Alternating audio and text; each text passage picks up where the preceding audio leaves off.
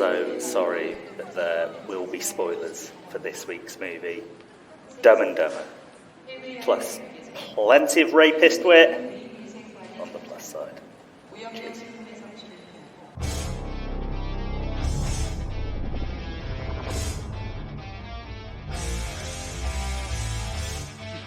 Food, we got no jobs, our pets' heads are falling off! Welcome to Diabolical, the show where four long-suffering friends dissect film's most dastardly schemes, then try to improve them. I'm your host Ben, and this week's movie is outrageous buddy comedy Dumb and Dumber. So order yourself the soup du jour, throw some salt over your shoulder, and let's get diabolical.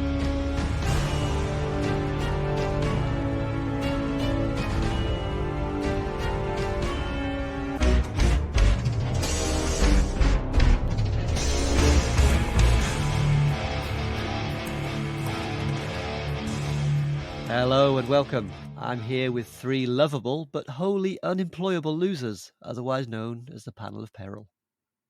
Please introduce yourselves and tell us, who is your favourite comedy duo? And we'll start with our reigning champion. Hello, it is the Cinemaster here, as known as Adam. And my favourite comedy duo has to be the irresistible pairing of Vic Reeves and Bob Mortimer, who have reigned supreme all my life, I think, and still do, and I regularly watch them now, and quite regularly share with the panel here little clips every now and again.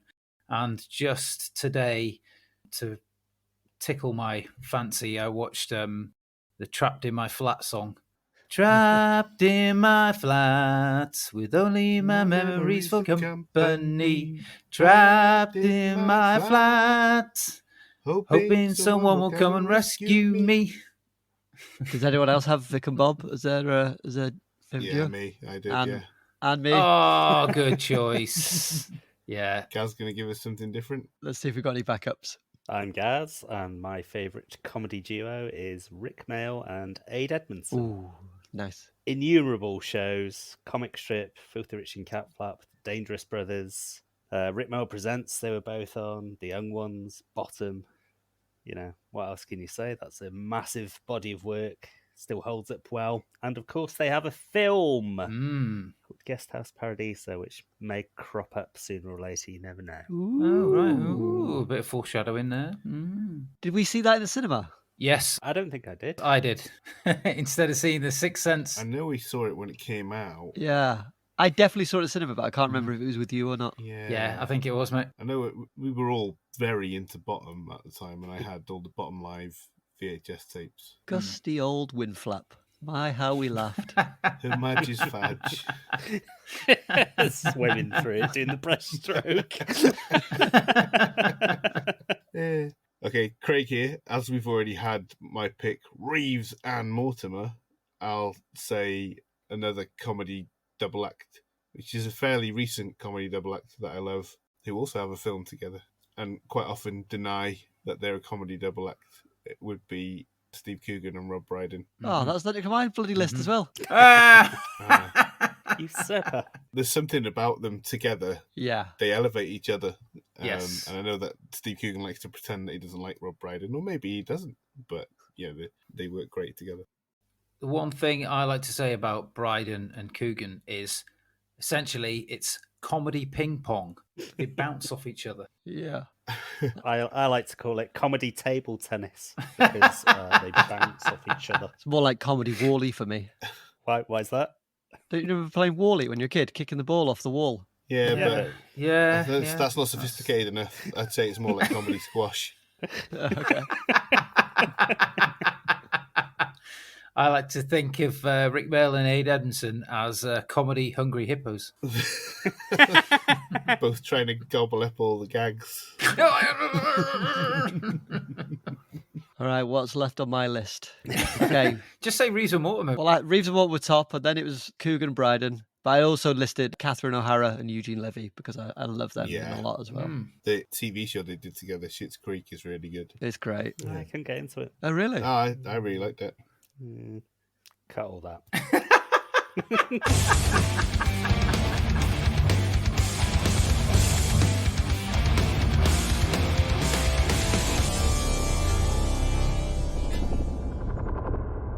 Later, we'll be competing to see who can come up with this week's most diabolical scheme and earn elusive peril points for the Season 4 leaderboard. But first, let's take a closer look at this week's movie.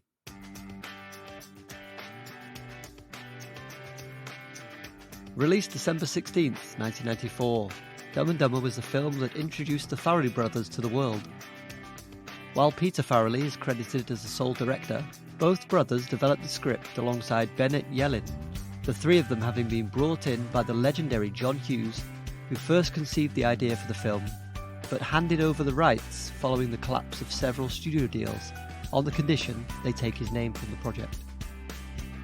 The film follows Lloyd Christmas and Harry Dunn, two down-on-their-luck friends played by Jim Carrey and Jeff Daniels, who set out on a cross-country road trip to return a briefcase to its rightful owner.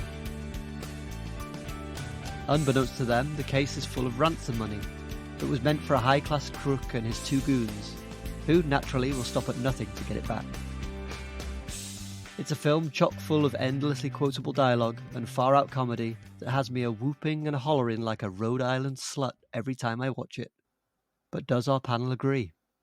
Gaz, as it approaches its 30th birthday, does Dumb and Dumber sing like a mockingbird, or does it fall as flat as a rare owl struck by a champagne cork? It sings like a mockingbird. I laughed consistently the entire way through the film. I texted the group chat saying I had a weird extended cut. Yeah, I saw the same one. With lots of bizarre sequences that were rightly excised. Yeah. Yes. But besides that, yeah, just brilliant. Carrey is on fire. It's got to be his best performance for just one-liners. Yeah, there's going to be a lot of lines in favourite lines, I think. Facially, he's just gold. Jeff Daniels rises to the occasion. Kind of tanked his career by all accounts by going so far into the dumb comedy for a while there. Yeah, it's great. It's great. It still looks great as well, considering what I read at the time was that the Farrelly brothers basically didn't know how to direct, and they left a lot of the choices to the DP. Right. But to me, it looks great. You'd never know that they were unsure of the craft of directing. A lot of great needle drops too in the film. Yeah. Yeah, I loved it. I don't think that's as unusual as we would think, that the cinematographer makes a lot of choices about framing, and I think he's just not spoken about that much. But especially with first-time directors, the studios tend to mandate that, and you'll get young directors paired with an older, more experienced cinematographer quite frequently. I don't think there's any shame in it. The anecdotal thing that I read was that Jeff Daniels could be seen raising his eyebrow quite often at the style of directing being done on set as the, I guess, the film veteran. Yeah. Quite what that was in relation to, I don't know, but there's some correlation there. Great. Cinemaster, what did you think? Yes, I very much enjoyed this rewatch. First time for a while. It always sticks in my head as like the first proper laugh out loud, gross out comedy from the 90s that I remember. And it's stayed funny for years. It's still funny now. And I'm sure we're going to get into it. I'd echo what Gus said. I think it still looks really good. You can tell it's of a certain time, but that doesn't detract from it. I think that all the jokes hold up pretty well. Jim Carrey, I think there's some bits in it where he's doing serious acting, but playing it for laughs as well. Particularly where they're in the flat and he's monologuing about having... sick and tired of being a nobody. Yeah. Sick and tired of having no one. Yeah. That's very well delivered. Yeah, absolutely. And that's the foreshadowing for his later career. It's like you can see the chops he's got right there. The support that Jeff Daniels brings as well as this reliable... He's not a sideman because they're both equal partners in it. They both get some brilliant lines and some fantastic visual comedy as well. I'll leave it at that until we get stuck into sequences and lines, which I'm sure are going to collide aplenty. Thank you. Craig? Yeah, I'd go a step further than that and say that for me, Jeff Daniels is the hero of this. Not really known for comedy before. I think that he is an absolutely brilliant comic actor. He, obviously, as you say, is the more experienced, but he just brings so much to this. I think his performance is hilarious. And my favourite moment is one of his, which I'm sure you probably already know what it is anyway, because I talk about it a lot. There was a time around when it came out, and for a few years later, when I would have said this was the funniest film, in my opinion, of all. Don't think it's aged quite as well as stuff like Airplane or Spinal Tap. You know, that there are better comedy films, but this is still hilariously funny. It's definitely up there. The soundtrack's still ringing in my ears right now. The Farrelly brothers did this a lot with their films, but that one in particular had such a zeitgeisty, you know, if you were into rock and indie stuff in the 90s, you were in for a treat. Yeah. Boom Shakalaka is my favourite needle drop. Yeah, Boom Shakalaka. What an opening, yeah. I'd been singing it for several days beforehand to make Izzy laugh, and then she happened to watch the start of this film with me, and I went, oh my God, when it came on. I forgot this was in the opening credits. And yeah, I'd agree that it still looks really good. I guess this is down to the director of photography, as you say, but some of the shots in it are really good, like when Harry's on the toilet and you get that kind of dolly into him. It's quite a classic move, that. And production design-wise, the mutt cut van is incredible. So, yeah, it's got a lot going for it, this film.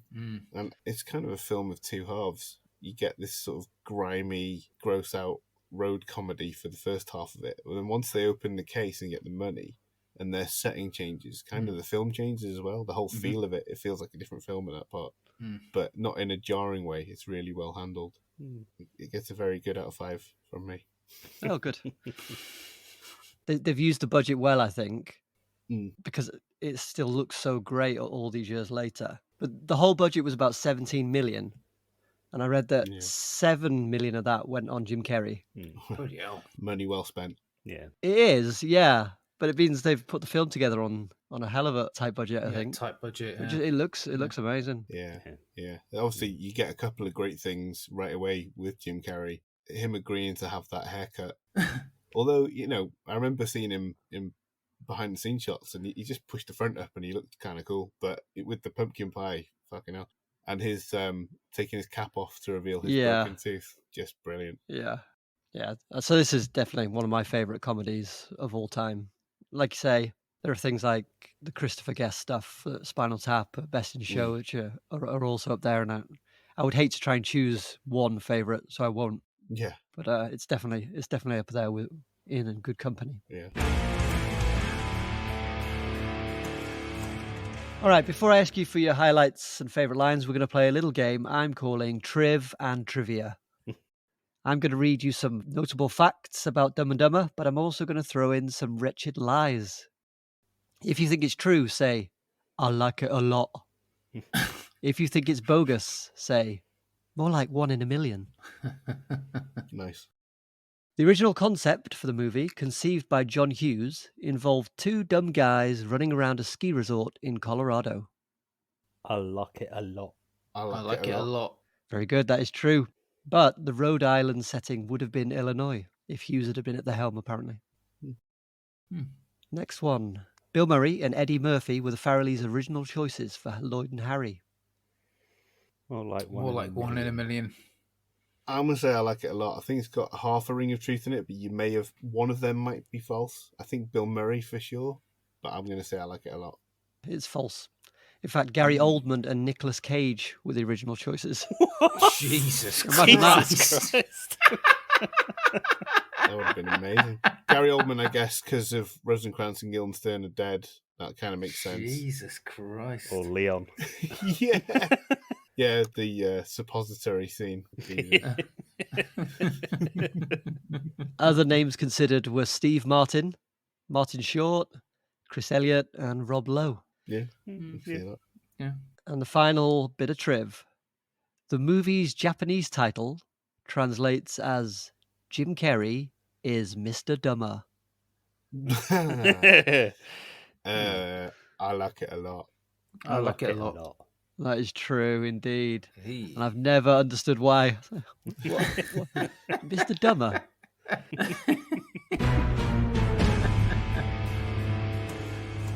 Okay, let's move on to our favourite moments. Craig, would you like to start us off? Ooh. Yeah.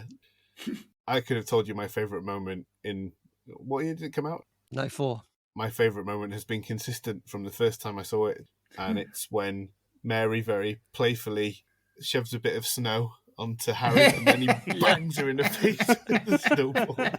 Just fucking nails her with it. He's like, yeah, fucking nailed Yeah. you. His expression on his face, and what you can do about it. And then, but yeah, that whole sequence, the Harry's date with Mary, is just brilliant from start to finish. Getting his tongue stuck on the ski lift, but especially that moment cracks me up every time. Even the line when he gets his tongue stuck on the ski lift. Hey kids, you wouldn't happen to have a cup of warm water, would you? It's really funny. Right, Cinemaster. Well, I'd say it's the one that still makes me laugh, and I know it's coming from a mile off, and I still start chuckling straight away. It's when they get pulled over by the state trooper on the bike. Shut the hell up! If there's one line that everybody knows, it's the grandpa's cough medicine line, right? You hear that from people all the time. But it's just his reaction to drinking it. Yeah. I was pissing myself again watching it. Yeah, he was the guy when we did the Something About Mary. He's the 8-minute abs guy, isn't he? That's it, The yeah. hitchhiker. Abs guy. Yeah. 7-minute abs. Seen him in anything else apart from these two films? No, but you get Oh, actors like that in Farrelly movies, don't you? Like the Yeah. the bartender Lloyd's complaining to about Mary not showing up for the date. He's one of the cops who pulls Ted Exactly, over yeah. in Mary. Yeah. And I'm Oh, sure is he's in Me, Myself and Irene as well. Okay. All right, Gaz, share your favourite moment. Well, mine is Lloyd's imagined life with Mary. So he imagines himself walking up to her front door, and then she lights up upon seeing him, and there's doves flying behind her. One gets stuck, and then he lifts her up and twirls her around, cups a sneaky look at her ass. Then they're in a restaurant, and the presumably snooty French waiter starts kissing Mary's arm. So he beats him up in a kung fu fight, and then the chef comes out and he rips his heart out like Kano in Mortal Kombat. Puts it in a doggy bag. Yeah, and hands it to him. Yeah, that's the coup de grace in it. Then they're in a ski lodge, and his sort of witty repartee is to light his own fart on fire, which everybody thinks is charming and hilarious. It's crazy. A constant barrage. And the bit when he's snugging her as well, he's got his whole mouth over her face. And he's Yeah. Hasn't it got like the suction noise when they part as well? Like pop. Must have been such a weird scene to film that, mustn't it? Where he just, I'm just gonna clamp my mouth over you. And Yeah. I don't know whether him and Lauren Holly were dating at that time Yeah. or not. Well, they definitely did. Don't know about how Yeah. the time, but They got they were married, weren't they? Oh, but then. It's all right. Yeah. So I don't know whether that was what won her over. Yeah. I thought, well, the guy knows how to kiss. Yeah. You've charmed me. Well, my favourite part by far is the bit where Lloyd takes Mary back to the room to give her the briefcase, and he's rehearsing what he's going to say, and then it comes out as I desperately want to make love to a schoolboy. Yeah. It's perfect because in this rehearsal, you see everything he wants to say, and then you see how it comes out, and it's just it's a classic technique, but really well executed. Yeah. All right, any favourite lines, Craig? Yeah, it's a real quick one, and it's in context, it's hilarious. Did you pay the gas bill? He'd show up at their door, and he just thinks that's what's happened. Yeah. They got a gun. Did you pay the gas bill? How do they know I got gas? Cinemaster. We got no food. We got no jobs. Our pets' heads are falling off. Well, Petey was pretty old. Gaz? Well, if I have to pick one, then I'm going to go with it's at the second gas station they stop at night and coming out, and there's a couple of black guys with big drinks, and he just comes past them and he goes, "Big gulps, huh? All right." And just carries on walking. It's the most brilliant attempt at like small talk and trying to make a connection and just not having the facility to be able to do it in a coherent way. Very, very good. But there's no shame in it for him. He's perfectly happy with how it went. Yeah.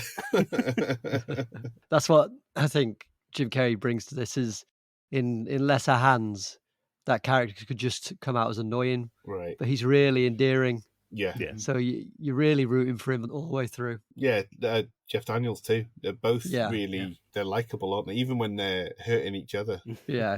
No malice in them. Exactly. They play it straight so often, though, and so deadpan. And then particularly Jeff Daniels as well. He goes from like saying something completely deadpan to cracking up. Yeah. So this is probably the one I use in my daily life most, which is after Lloyd is sent out to get the essentials with the last of their money, and he comes back with nothing. He goes, "Where's the booze, Lloyd? I got robbed by a little old lady on a motorized cart, and I didn't even see it coming." I would have thought the one you use most in real life is I'm going to hang by the bar, put out the vibe. I have used that one quite a bit as well. Goodbye, my love. God, I've used that one a lot as well, yeah. Yeah. I mean, there was a period in the 90s where I'd watch this weekly, so... Oh, yeah. When I had the VHS, I absolutely wore it out. But we didn't have the extended stuff on it. I saw that later on. I've seen 2 extended versions. Some of the extended stuff is just bizarre, isn't it? Yeah, Seabass, not a good actor. No. All his extra lines were not in the first extended version I saw. So they've extended it even more. He's a hockey player, isn't he? Oh, is he? Yeah. They do like to cast non-professional actors, don't they, in a lot of their stuff. So he's like a bit of a hockey hero for the Farrelly brothers' favourite hockey team. So they got him Wayne Gretzky or whatever his name is. Not him, is No, it? it's Cam Neely, his name is. Okay. He played for the Boston Bruins, which is the Farrelly brothers are from the Northeast, so they're Bruins fans apparently.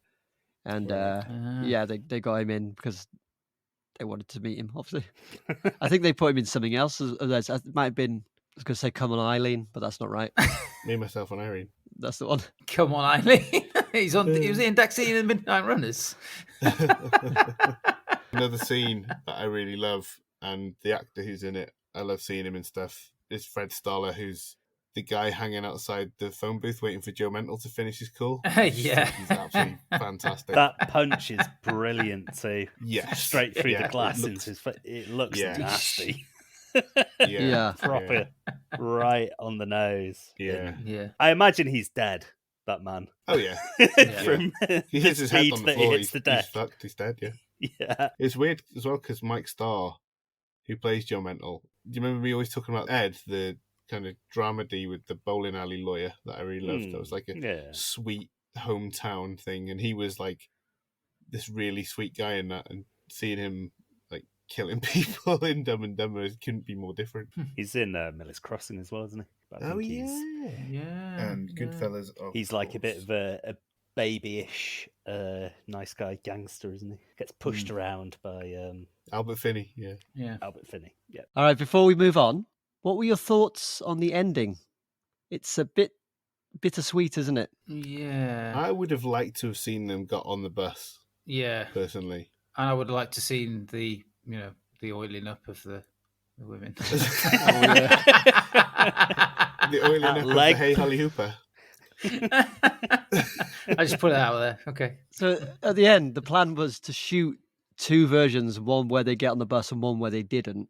But Jim Carrey really despised the idea of them getting on the bus. And so he refused to shoot that version of the ending. I would have said, look, Carrey, we're giving you 7 million coonies here. His comedy instinct's right. It's a funny ending, but it's a bit of a gut punch. It's like, oh God, you just want, after all that, you want something for one them. win. Yeah. But they're still optimistic, aren't they? They're not sort of trudging off. That's true. Like Charlie Brown or anything like that. They're just this time next year we'll be millionaires like Delboy. Yeah. I'm just going to compare them to lots of other things.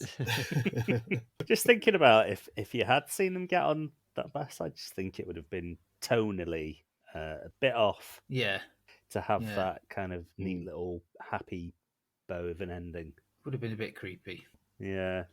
A film like this, I think, benefits from having a final punchline like that. Yeah, definitely. And Yeah. if you're just sending them off into the sunset quite happy, it just doesn't sit quite right to me. Much the same as they started, don't they? Pretty much. Yeah. All right, a couple of personal questions for you, fellas. Cinemaster, what's the loudest clothing you've worn to a formal event? I've worn a pink shirt and a pink tie, I think, to a couple of weddings, and they were quite bright pink. I'd say that's about it. Wow. But nothing louder than that. Salmon pink? Oh no, getting more neon. Neon pink. Wow. Yeah, closer nice. to neon pink than salmon. Yeah, for sure. Very nice. I like a bit of pink. Craig, have you ever wiped your eyes or blown your nose with banknotes? Yeah, got to. I've put blow in my nose with a banknote. That'll do. Hey, Gaz, what's the longest sausage you've fed to a dog? Well, there's always a foot long to hand, isn't there? Ooh, is that a joke about a penis? It might be. Oh. And also about the film. Footlong. Who's got the footlong? I wonder if the Cumberland ring is longer than a foot if you uncoil it. Nice. That's something for you to do. Find that out. Do you coil your foot long, Gaz? It depends how tight my shorts are.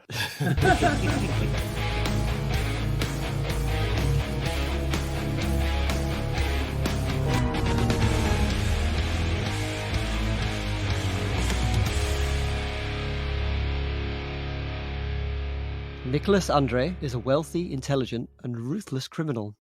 A supposed family friend, he kidnaps Mary's husband and demands a hefty ransom. After carefully orchestrating the pickup, he sends out 2 hired goons to fetch him the spoils. But all does not go smoothly. Gaz, what did you think of Andre's plan to make sweet, sweet bank? It's okay. It doesn't seem as though anybody suspects him, but you don't really find out much information about it, do you? Like, you don't know where he's being kept, Mary's husband, or anything like that. What they're doing to him. You pretty much just know that he's asking for a ransom and that he's got these two goons to help him. Or who Andre is and why he needs money.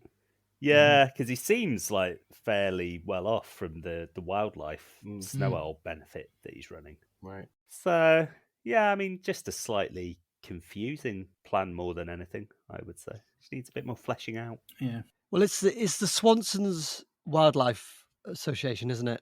And he seems to run part of it on their behalf.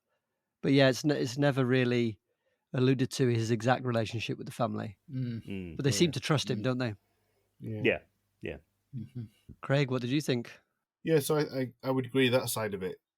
I think he pulls off really well. He's clearly won their trust and put himself in a good position there. And I think John Mental and Shay, on the face of it, seem like good goons. They do fairly well. They just, through a series of unfortunate events, Joe gets killed off there. But what's really the hole in the plan for me is the case switch. Why would you leave a case unattended in the middle of an airport? It's a terrible idea. What everyone else does in every other situation like that is they put it in a locker, don't they? Or they sit next to somebody with the same case as them, and then they both pick up the opposite case. Yeah. Or they go into the changing rooms and they give some of the money to Bridget Fonda, and then they do the switch. Or they stick it in a bin, and then like a garbage truck comes and picks it up and then tips it into the thing. Oh, we got. Or there's a hole under the bin into the sewers underneath. Yes. And they escape. Yeah. Anything but what they did. Yeah. You never know. One of those things might pop up in somebody's plan. In a post 9/11 world, you would never do this plan. Oh yeah, briefcase in a. Oh Christ! You get your head kicked in straight away. Yeah, unattended luggage. You'd be getting. And then they put a dome on it and blow it up, control the explosion. Yeah. Cinemaster. Yes, echoing the thoughts of Gaz and Craig there. Seems like a pretty good plan. And then obviously the fly in the ointment is, well, a couple of flies in the ointment, a couple of idiots, don't know what they've got. But then he doesn't seem to expand his plan any further than just using the 2 goons he initially hired to pick it up. So, yeah, he's rather lazy in that approach, I think. Yeah, I was thinking the same thing. It's strange they have this idea that Harry and Lloyd are professionals, which stops them executing the plan as perhaps they would initially. Yeah. I think I'd have to agree with you all. I think he executes the first part well, but he just doesn't deal with the change that comes with Harry and Lloyd. So I'm going to give him 7 florets of broccoli.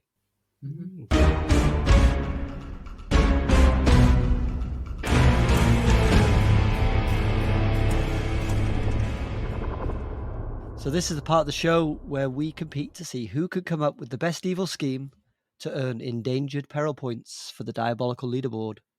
We'll each share an alternative plan and vote for our favourite at the end. Andre and his goons kidnap a family friend in the hopes of getting a big payday, but they are ultimately foiled by Lloyd and Harry, along with the FBI. Cinemaster, what would you have done differently? Well, you're going to find out. Right about now. How much money was in that Samsonite case? $1 million? $5 million? There's a fair bit if Harry and Lloyd can write a $275,000 IOU for a Lamborghini. Oh, lordy. Andre decides whatever the ransom is, this kind of money doesn't come along every day. And in 1994, this is some serious wedge. He's motivated, he's happening, i.e., he wants something. Am I right? You're not wrong. With his Rhode Island goons tailing the mystery pair west, Andre decides to spare no expense and sends out some other goons that he hires in Aspen, heading east towards them.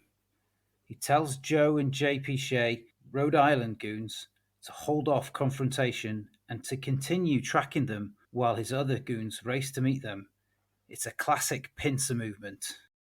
As the teams call in each day, Andre acts as a control center, plotting their movements and directing his henchmen and women to converge. As the final destination of Aspen becomes apparent, he plots an ambush. Harry and Lloyd, having suffered none of their previous mishaps, continue in their dog-themed van, unaware they are being hunted. As they stop at another truck stop and have a meal, the Rhode Island goons hotwire the dog van and pay an unsuspecting truck stop hobo to drive it away. This gives the Aspen goons time to zero in on their location and also handily throws the following feds off the scent. As Team Aspen arrives and joins forces with Rhode Island, it's obvious that Harry and Lloyd are clearly not the threat they first thought they were, as they are down in the dumps and arguing with each other on how they are going to get the rest of the way there. Team Aspen goons, posing as helpful Samaritans, offer Harry and Lloyd a lift in their van as they are heading to Aspen themselves. Grateful for the offer, Harry and Lloyd jump in, none the wiser. With the two idiots in the back of their van and with the Rhode Island goons acting as tail cover, they deliver Harry and Lloyd to Andre at a prearranged location to meet their fate in whatever fashion he chooses, and for him to finally get his grubby little mitts on the money. All right. Any questions for the Cinemaster? So you said Harry and Lloyd do not suffer their previous mishaps. Mm-hmm.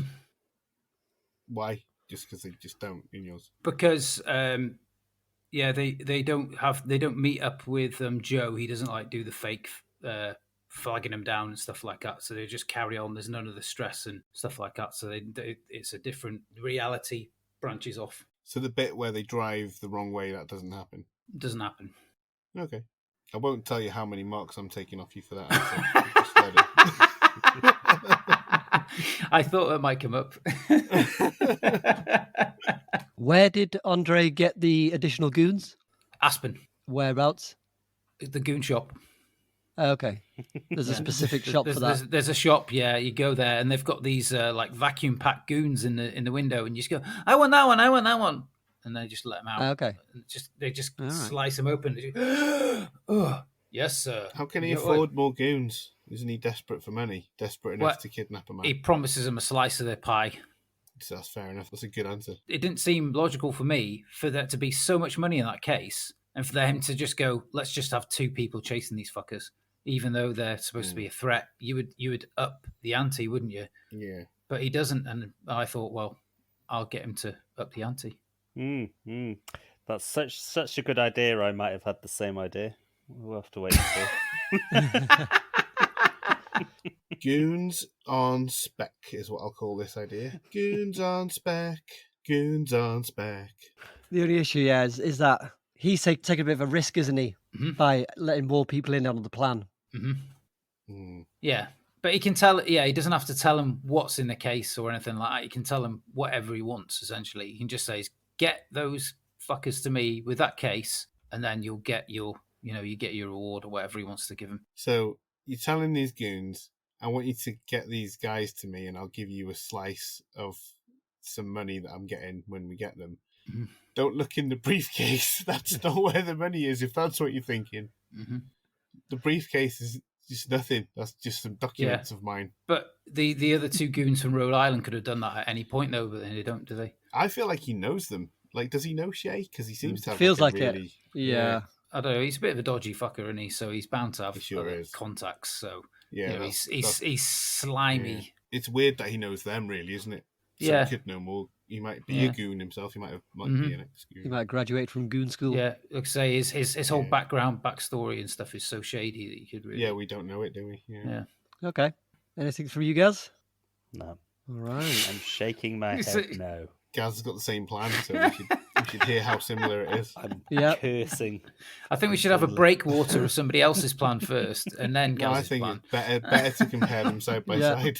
Come on, Gaz. No, it's like mixing the beans and the eggs, though. You need a sausage breakwater of another plan. I've never subscribed to that theory. Mix it all in. I don't mind the mixing, but I want it to be my choice. Okay, well, my plan, I know Ben makes fun of me when I explain things before I begin, but my plan to explain is written entirely in dialogue, and there's no Harry said or Lloyd said after each, and I'm doing the same voice for both characters, so you're just going to have to decide who's speaking when, okay? Okay. This is going to go well.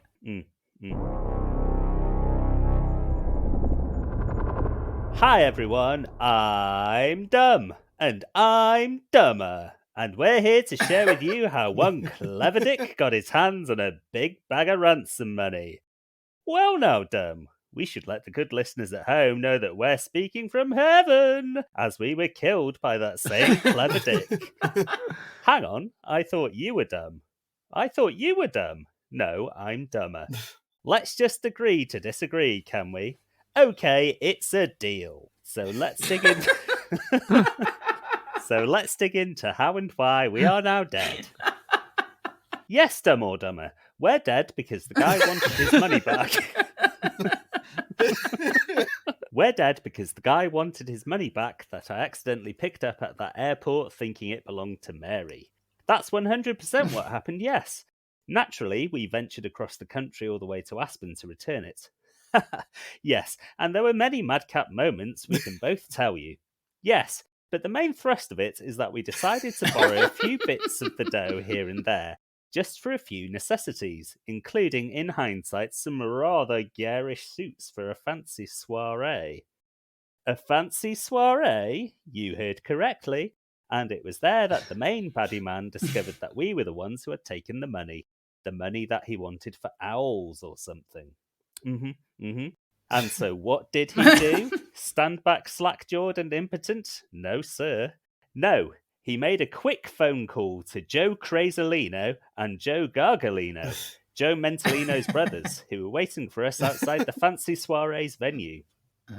They bundled us into the back of a car, didn't they, Dumb or Dumber? They did. Go on.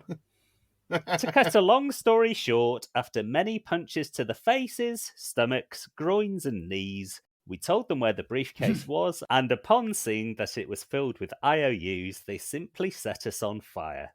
Sure did. A spectacular end to a spectacularly silly life. Well, we are Dumb and Dumber after all. Marvellous. What was the brief this week? Andre. to get the money. Yeah. Oh dear. Oh dear. Oh dear. They got the IOUs though, and those are as good as They money. got the IOU. What, from a couple of dead blokes? Whoops. I'm a creature of instinct. Once I get the idea, I'll be damned if I'm thinking of another one. So, one thing that was interesting to me during that, Gaz, is that Joe Mental's brothers were also called Joe, but their family names were different. Yeah, Joe is the family name. Oh, right, okay. But it's said first. Yeah. Joe Crazolino and Joe Gargalino, I think was the other one, was it? Yeah. I toyed with the idea of a Wackalino, but I thought, no, that's too far. Rein it in. That's a bit. too far Oh, you fetched. mean Yeah. You would Gargalino like Gaga. I thought you meant Gargalino like... Yeah. That's No. what I thought as well. No. Either works. Yes. Any more questions for Gaz's Yeah. plan? Because the thing I was thinking is, at that party, the owl benefit, he's fucking got them, and he literally just Right. does nothing. Yeah. It's so Does he- fucking Yeah. stupid. Yeah. If you think about it, the fact that they get away with killing the owls is a bit odd as well. Like, nobody stops them from leaving. Yeah. Isn't he the one arguing that they're still like hitmen or something as well? Yeah. Mm. They sent us a message, we killed their Yeah. bird, they killed ours. Yeah. It's just like, oh well, it's a comedy, innit? Maybe the Dumb and Dumber doesn't apply to Lloyd and Harry at all. Yeah. But it does in Japan because Jim Carrey is Well, Mr. yeah. Dumber. Yeah. All right, well, if there are no further questions for Gaz, we'll move on to Craig's plan. Okay. What the hell is this? Asks Andre, as the contents of the briefcase fall through his fingers like terrible confetti. Where's my money?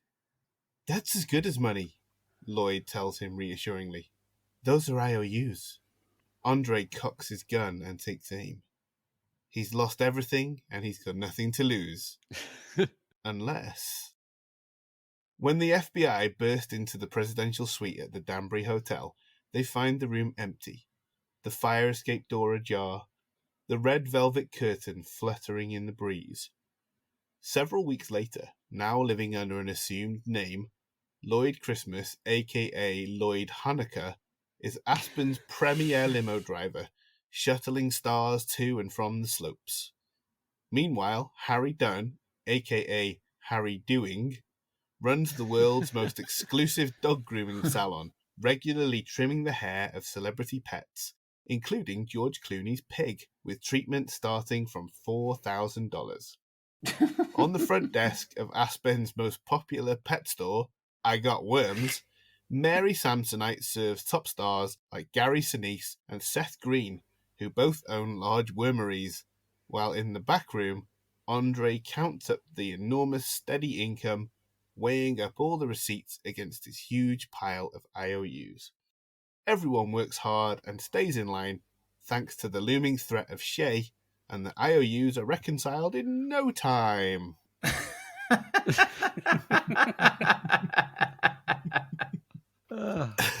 Would the FBI just stop looking for him? Well, they're living under assumed names, so... Cunning assumed names. But still in Aspen. Yeah, they probably are still looking for them, but they're quite inept, aren't they? Mm. They're looking for a dog throughout the film, and it takes them however long to not find it. You know, terrible Yeah. FBI agents.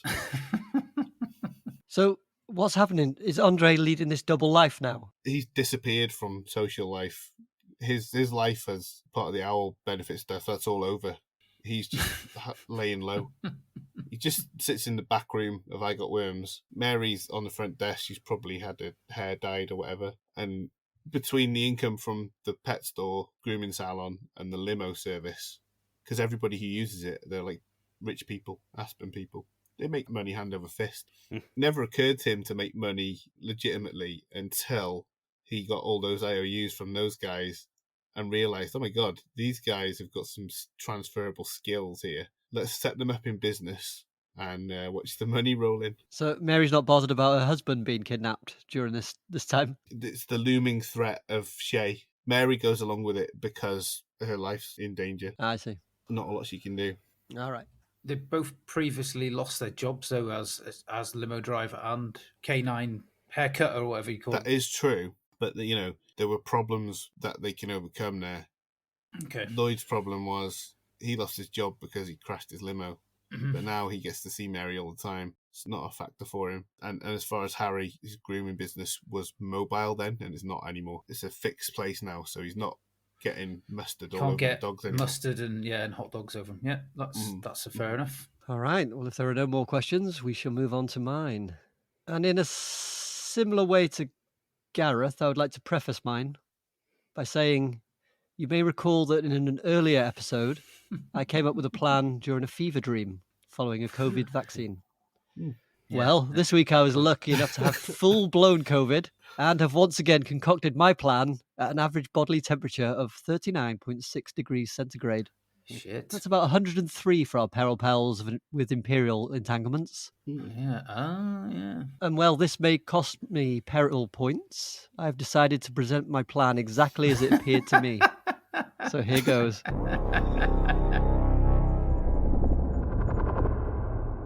Following the dead owl benefit, Andre and Shay, his one remaining goon, sit in a windowless grey room. He tells her that the only way to get the money back is to take out Lloyd and Harry one by one. Shay nods and gets up to leave. Don't forget to wear a disguise, Andre says as she crosses the room. Shay appears outside the Aspen branch of Clownaround.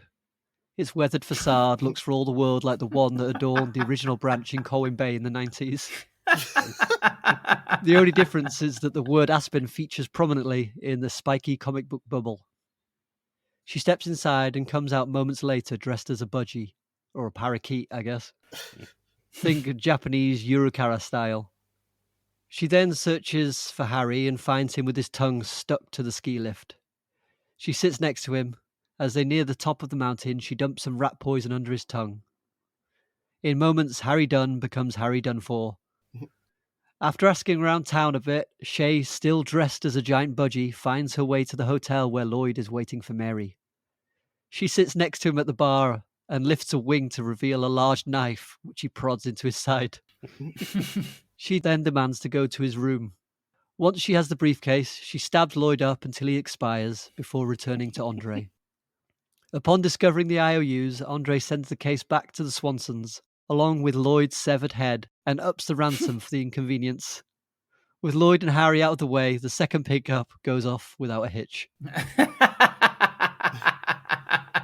Without a hitch. That was just like flashes of fever dream flying to me. I was going to say, that's the clown round is pure fever dream there for sure. You have life flashing before your eyes kind of thing, isn't it? Yeah. Did we used to buy fart gas from Clown Round and stuff like that? For Peril Pals around the world, Clownaround was a very small, decrepit joke shop in the town we grew up in. Yeah, but much loved. Yeah. Yeah. I was thinking about it at the start of the episode when you asked Turner what's the loudest thing he's ever worn to a formal occasion. And I was just thinking about that pink rabbit costume that I hired from there for a night out. So, Mary, she just delivers a second ransom, yeah? Yeah. She really wants her husband back. Any reason why she doesn't do that in the film? Because they don't ask her for it. Just all hinges on this second deal that you just say goes off without a hitch, basically. Essentially. Yeah, exactly. And why is it important to kill Lloyd and Harry separately? Because together they seem to bumble their way out of situations, but on their own, they're more vulnerable. Divide and conquer. Yeah. I'm just not sure about this second ransom. I feel like if Mary had the money to pay another ransom, without being prompted, she would just suggest it. She'd be like, oh my God, the briefcase has gone missing. I better pay them a ransom again. Yeah, I suppose it never comes up, does it? No. Weird. Maybe beneath her genteel exterior, she's made of pure steel. And she thinks they're not getting another ransom.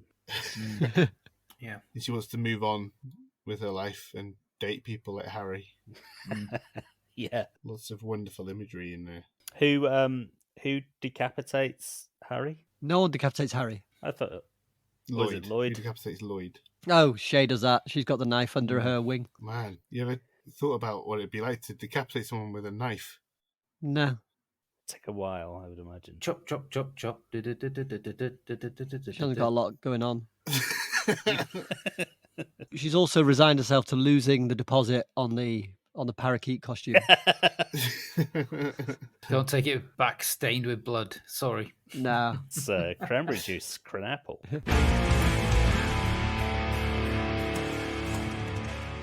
My badness. Some truly diabolical schemes there. Now it's time to vote for our favourite. As a reminder, we had Gaz's Goon Show, Cinemaster's Goons on Spec, Countertacular's Legit Business Venture, and Ben's Divide and Conquer. Remember, each vote is worth exactly 1 point for the leaderboard. No more. Come on, guys, you know it by now. But certainly less. no less. Less.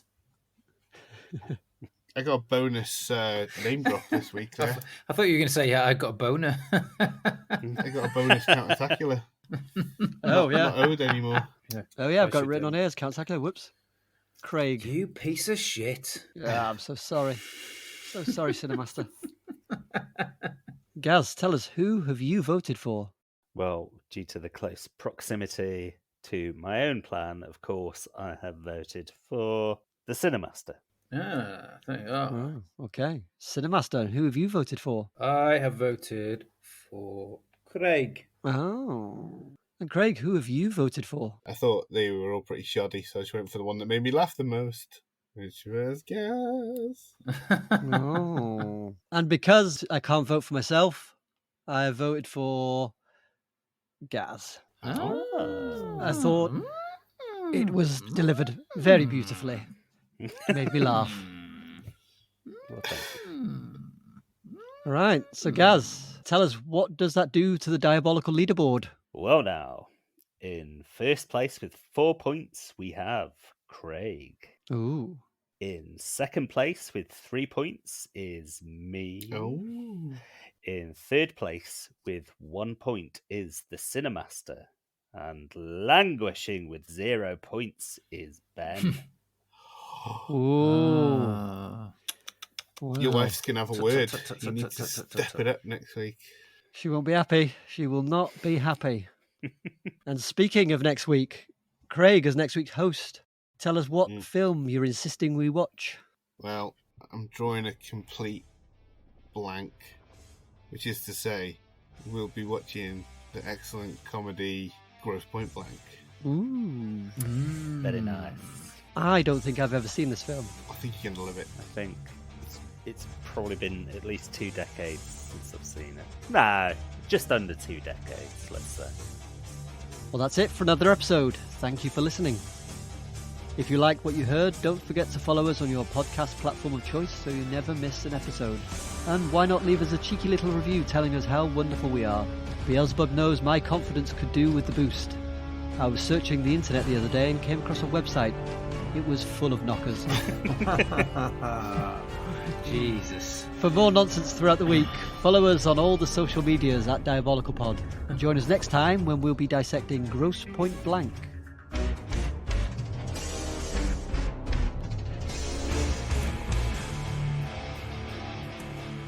And as always, Mark. Ing. Wait. Yeah. Yeah. Bird. Ing. Yeah. Bird. See? Yeah. Let's try that one more time. Mark. Yeah. Ing. Yeah. Bird. Yeah. Yeah. Yeah. Mark and Bird. Don't everybody have you heard? Have you heard? She's gonna buy me a mockingbird. Mockingbird. And if that mockingbird don't sing, Don't sing. she's gonna buy You're me gonna a buy diamond me a ring. diamond ring. There you go. And if that diamond ring don't shine.